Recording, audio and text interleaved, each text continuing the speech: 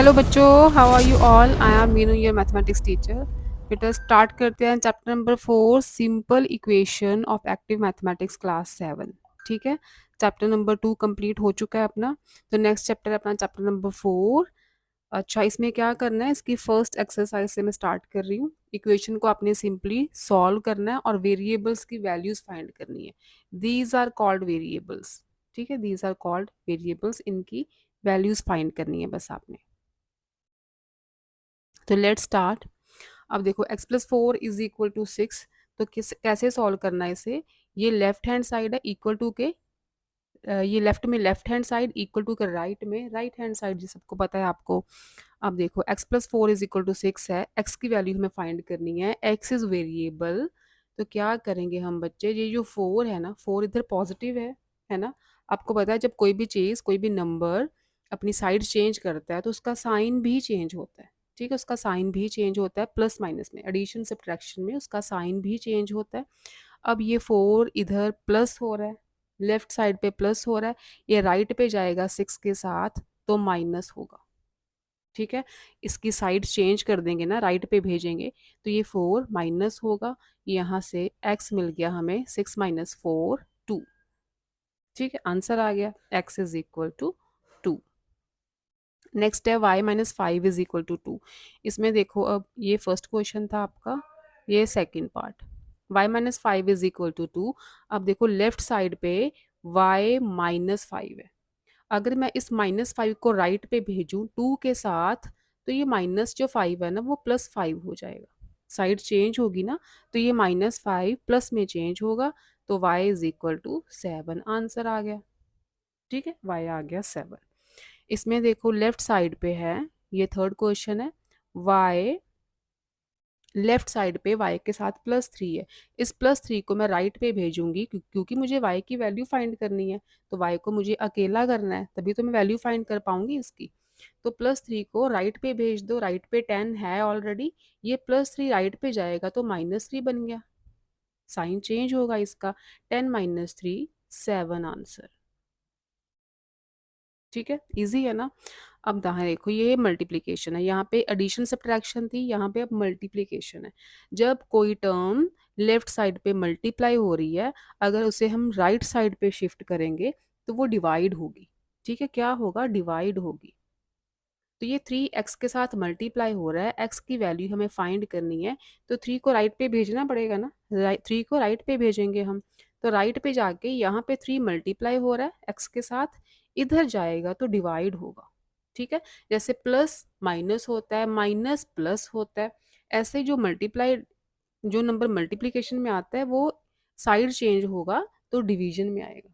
ठीक है, तो कटिंग कर दो, 3 1 3, 3 6 18, आंसर इज 6। ठीक हो गया। अब ये देखो यहाँ पे x क्या है, 4 से डिवाइड हो रहा है। ठीक है, 4 से डिवाइड हो रहा है ना, इसको हम ऐसे भी तो लिख सकते हैं, x डिवाइडेड बाय 4। इसी को ही हम x/4 लिखते हैं, है ना। तो यहाँ पे 4 डिवाइड हो रहा है, साइड चेंज करेंगे तो क्या होगा, मल्टीप्लाई होगा। x इज इक्वल टू आ गया 4 मल्टीप्लाई 10, दैट इज 40। ठीक है, जो मल्टीप्लाई हो रहा है उसे डिवाइड कर दो, जो डिवाइड हो रहा है उसे साइड चेंज करके मल्टीप्लाई कर दो। सिक्स में 4x है, 4x का मतलब है 4 मल्टीप्लाई एक्स। ठीक है, 2 मल्टीप्लाई एक्स को हम 2x लिख देते हैं, 6 मल्टीप्लाई वाई को हम 6y लिख देते हैं। तो इनका मतलब ही यही है कि 2 और x मल्टीप्लाई हो रहा है, 6 और y मल्टीप्लाई हो रहा है। तो ऐसे यहाँ पे 4 और x मल्टीप्लाई होके ही 4x आया है। तो यहाँ पे 4 मल्टीप्लाई हो रहा है, साइड चेंज करेगा तो क्या करेगा, डिवाइड होगा। ठीक है, 32 से डिवाइड होगा, 4 1 ज़ा 4, 4 8 ज़ा 32, आंसर आ गया आपका 8। ठीक है जी। अच्छा जी, नेक्स्ट देखो, x-3 इज इक्वल टू 0। अब देखो यहाँ पे -3 है, राइट पे जाएगा तो 0 में प्लस हो जाएगा। तो 0 + 3 तो 3 होता है, 0 + 3 तो 3 रहेगा, x is 3। x+5 is equal to 0। x is equal to, right पे 0 है, यहाँ पे +5 है, इसको राइट पे भेजोगे तो -5 होगा, है ना। 0 - 5 -5 आंसर। ठीक है, माइनस होगा ना, 5 इज ग्रेटर देन 0, तो जो साइन लगाएंगे वो तो ग्रेटर नंबर वाला लगाएंगे, -5। अच्छा, आगे आ गया second. Check whether the given value is a solution to the given equation और नॉट। फर्स्ट पार्ट है x+7 इज इक्वल टू 14 और दिया है x is equal to 2। Check करना है आपको कि अगर मैं x की वैल्यू 2 पुट कर दूं इसमें, तो क्या लेफ्ट हैंड साइड और राइट हैंड साइड इक्वल आती है, ये आपने चेक करना है। ठीक है, क्या राइट हैंड साइड और लेफ्ट हैंड साइड इक्वल आ रही हैं? तो ये साइन जहाँ प्लस के हैं, प्लस है या डिवीजन है?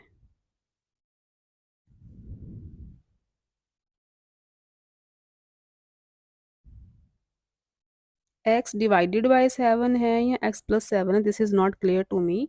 अगर तो x+7 है तो x की वैल्यू 2 पुट करोगे ना इधर, इधर ये x, 2+7 इज इक्वल टू 14, ये 9, ये तो 9 14 के इक्वल नहीं आया। ठीक है, या ऐसे लिखो, left hand side is equal to x+7, ये लेफ्ट हैंड साइड है ना, x की प्लेस पे 2 पुट कर दो, 9 आ गया। राइट हैंड साइड 14 है, राइट हैंड साइड आपको गिवन है 14, तो left hand side is not equal to right hand side आ गई ना अपनी। ठीक है, इसका मतलब x is equal to 2 is not solution of this equation. इस इक्वेशन का सोल्यूशन हो ही नहीं सकता x, राइट। अगर यहाँ पे डिवाइड हो, अगर डिवाइड हो तो x divided by 7 is equal to 14 है, तो भी नहीं हो सकता। x डिवाइडेड बाय 7 मतलब x over 7 is equal to 14, तो x तो हो जाएगा 14 मल्टीप्लाई 7, तब भी x is equal to 2 solution नहीं हो सकता। अब ये देख लेना, यहाँ पे प्लस है या डिवाइड है, प्लस है तो भी सोल्यूशन नहीं आया, डिवाइड है तो भी सोल्यूशन नहीं आया। x is equal to 2 is not a solution of this equation, क्योंकि हम x की वैल्यू 2 पुट करते हैं तो लेफ्ट हैंड साइड और राइट हैंड साइड इक्वल आ ही नहीं रही। नेक्स्ट देखो, सेकंड क्वेश्चन का सेकंड पार्ट। चेक करो कि क्या x इज इक्वल टू 3 लगाने से दोनों साइड्स इक्वल आती हैं। 8x मतलब 8 मल्टीप्लाई x, अगर मैं x की वैल्यू 3 लगा दूं, ठीक है, तो यहाँ पे 24 है, तो यहाँ पे 8 3 ज़ा 24 आता है, दोनों साइड इक्वल आ गए ना, 24 इज इक्वल 24, तो यहाँ पे लिखो left hand side is equal to right hand side, so x is equal to 3 is a solution of this equation. ठीक है, it is the solution of this equation, ये line नीचे लिख देना। नेक्स्ट है third part, y is equal to 6, y is equal to 6 put करो left hand side में, तो y की प्लेस में अगर मैं 6 लगा दूं, 6 माइनस 4 तो 2 होता है, बट राइट हैंड साइड में 10 है, राइट हैंड साइड में 10 है। ठीक है, तो क्या लिखोगे, left hand side is not equal to right hand side, so y is equal to 6 is not a solution of this equation. ठीक है, ये सोल्यूशन नहीं है। अब x is equal 25, left hand side लो पहले, 25 डिवाइडेड बाय 5। ठीक है, x की प्लेस पे 25 लगा दिया। अब 25 को 5 से डिवाइड करो तो क्या आता है, 5 ही आता है। राइट हैंड साइड भी 5 है, राइट हैंड साइड भी 5 है, लेफ्ट हैंड साइड भी 5 आ गई, राइट हैंड साइड भी 5 है, तो क्या लिखोगे, left hand side is equal to right hand side, so x is equal to 25 is a solution of this equation, ये सोल्यूशन ठीक है। x इज इक्वल टू 1, तो यहाँ पे 1 पुट कर दो, लेफ्ट हैंड साइड सॉल्व कर रही हूँ, 3 मल्टीप्लाई 1, 3x का मतलब है 3 मल्टीप्लाई x। ठीक है, x की प्लेस पे 1 लगा दिया, 31 मत लिख देना कि 3x है तो x को 1 लिख दो, 31 बन गया, नहीं ऐसे नहीं लिखते। 3x का मतलब है 3 मल्टीप्लाई x। ठीक है, तो 3 मल्टीप्लाई x की प्लेस पे 1 लिख दो, +4, पहले मल्टीप्लाई करते हैं हम हमेशा। ठीक है, 4 में 1 ऐड मत कर देना कि 3 मल्टीप्लाई 5 15 बन गया जी अपना, नहीं, बॉड मास के अकॉर्डिंग पहले मल्टीप्लाई करेंगे हम। 3 मल्टीप्लाई 1 3, देन +4 7 आ गया, बट राइट हैंड साइड पे 10 है। ठीक है, तो 7 is not equal to 10, therefore x is equal to 1 is not a solution of this equation।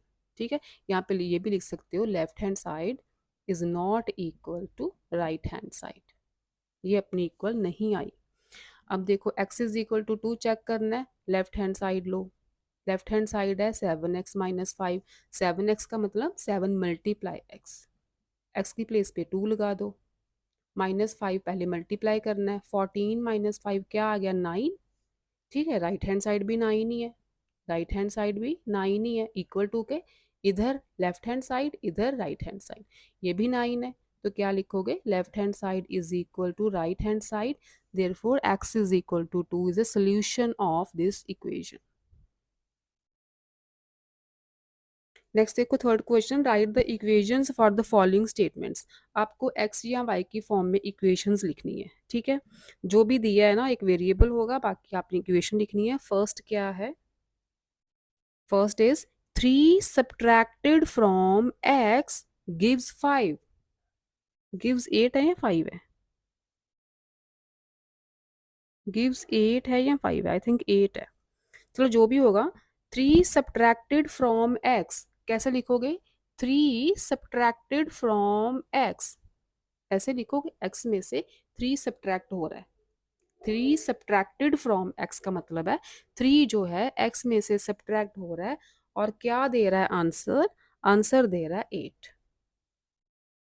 ठीक है, आंसर दे रहा है 8। अब यहाँ पे देख लेना 8 है या 5 है, ये भी मुझे क्लियर नहीं नज़र आ रहा, क्योंकि मेरे पास पिक्चर्स हैं किसी स्टूडेंट्स ने भेजी हैं। तो यहाँ पे देख लेना या तो 8 है या तो 5 है। ठीक है, ये आप देख लेना 8 है या 5 है। तो ऐसे आप इक्वेशन लिखोगे, अगर 5 है तो 8 की प्लेस पे 5 लिख देना, अगर 8 है तो यहाँ पे 8 रहेगा, x minus 3 is equal to 8 और x minus 3 is equal to 5। Second, 4 added to 3 times y। अब 3 टाइम्स y, देखो क्या लिखा है, 3 times y, 3 times y, times का मतलब है मल्टीप्लाई।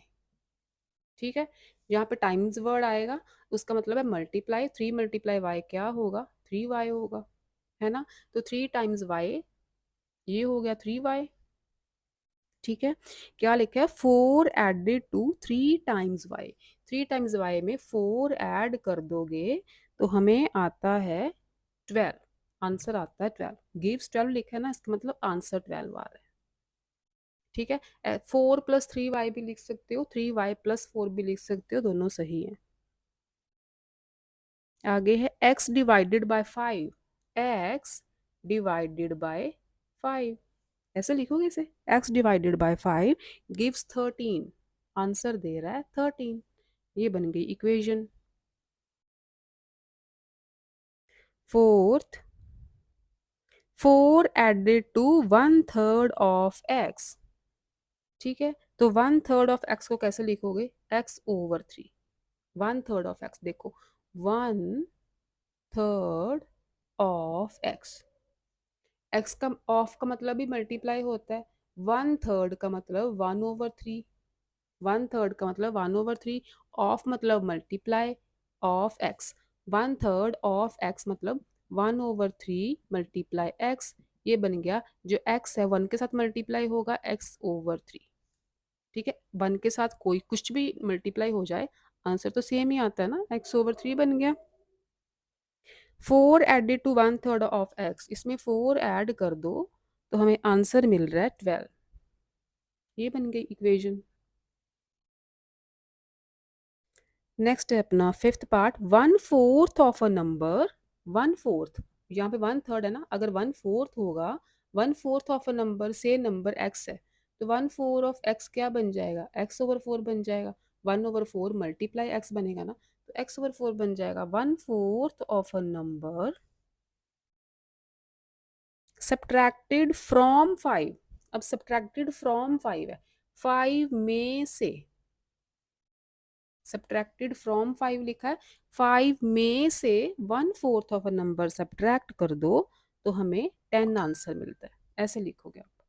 ठीक है, फ्रॉम 5 है ना, तो फ्रॉम के आगे जो भी लिखा होगा वो आप पहले लिखोगे।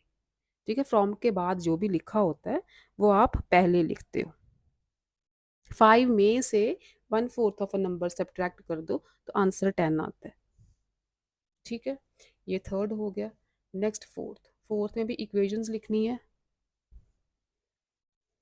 Set up an equation in the following cases. First is the sum of 3 times a number and 11. तो क्या लिखोगे, let the number is x, suppose कर लो नंबर एक्स है, sum of three times a number, three times a number क्या हो गया, three multiply x हो गया।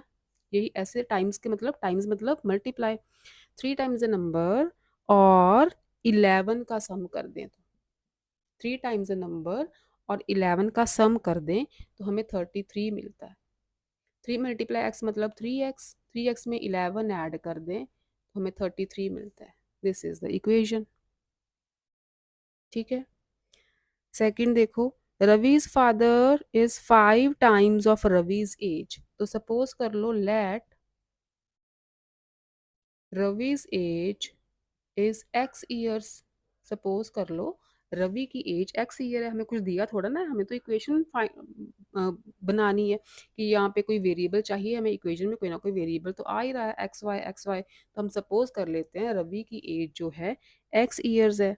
Raviz father is 5 times of Ravi's age, तो रवि की फादर की एज क्या हो जाएगी, रविज फादर एज क्या हो जाएगी, 5 टाइम्स मतलब 5 × x। अगर रवि 10 ईयर्स का है तो फादर 5 × 10 50 ईयर्स का है, 5 टाइम्स मतलब 5 से मल्टीप्लाई कर दो रवि की एज को तो वो फादर की एज बन जाती है। 5 × x मतलब 5x। ठीक है, फादर की एज हो गई 5x years, father's age is 50 year, 50 year, ये फादर एज निकाली है ना हमने, तो ये दी है आपको 50। ठीक है, फादर की एज 5 टाइम्स है, बट फादर की एज ये भी दे दिया उन्होंने कि फादर की एज 50 ईयर्स है, तो ये इक्वेशन बन गई कि 5x जो है वो 50 के इक्वल है। नेक्स्ट देखो थर्ड,